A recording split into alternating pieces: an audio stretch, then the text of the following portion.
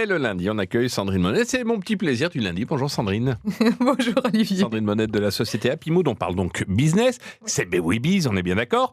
Et Sandrine, vous nous arrivez avec une étude menée conjointement par SD Works et l'Union Wallonne des entreprises qui montre que 90% des entreprises wallonnes devraient proposer le télétravail à leur équipe après la crise sanitaire. Donc en fait, c'est une étude qui a été menée auprès de 222 entreprises et donc ils ont extrapolé les résultats.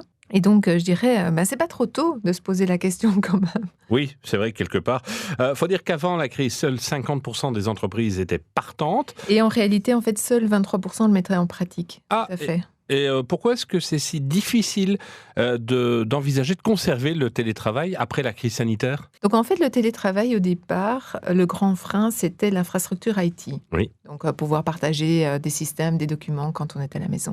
Mhm. Maintenant, la question ne se pose plus puisque le confinement a accéléré cette digitalisation. La deuxième raison, peut-être, la soif de contrôle de certains managers sur leurs équipes. Oui, Ah si pour vous, gérer une équipe, c'est synonyme de mettre la pression, genre venir voir toutes les 5 minutes au-dessus de l'épaule pour voir si le travail avance, si venir plusieurs fois avec les mêmes demandes de manière répétée. Alors oui, vous n'avez pas créé la confiance avec votre équipe et oui, vous êtes vu comme un manager hyper contrôlant. Alors, la question, c'est comment mesurer la productivité de quelqu'un ? Alors vous visez le résultat, en fait. Mhm. Au lieu de viser le temps passé sur un dossier, visez le résultat. Donc, listez les choses à faire sur la semaine, mais faites la liste ensemble, manager et employé. Et puis, vous revoyez la liste le mercredi ou le jeudi, donc en milieu de semaine, et voir où on en est.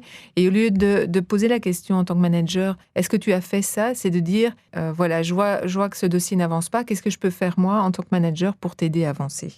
Troisième raison, toutes les fonctions ne peuvent pas, évidemment, se permettre le télétravail. Alors, oui et non. Ah bon ? Oui, parce qu'en fait, OK, pour des fonctions sur le terrain, forcément, c'est difficile comme des techniciens. Effectivement, c'est plus compliqué. Mais alors, les chefs d'équipe de techniciens, eux, peuvent très bien faire du télétravail parce qu'ils ne sont pas en première ligne. Qu'en est-il des secrétaires, des assistantes ? Ah, c'est un mythe. Je veux dire, franchement... Si vous le dites. Mais oui. Si vous le dites.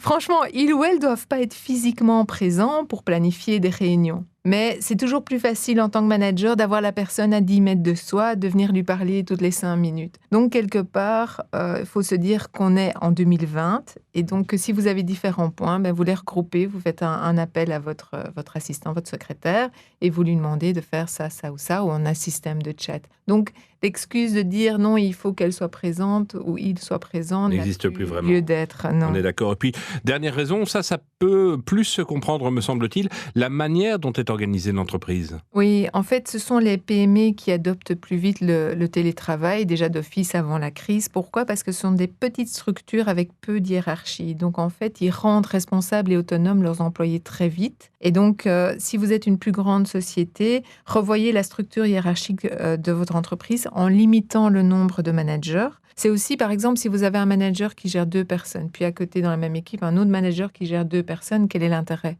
Oui. Peut-être que les regrouper et aussi voir le nombre d'étages dans la hiérarchie. Donc ça aide moins. Plus la hiérarchie est plate, plus le télétravail sera facilité parce que vous avez responsabilisé vos employés.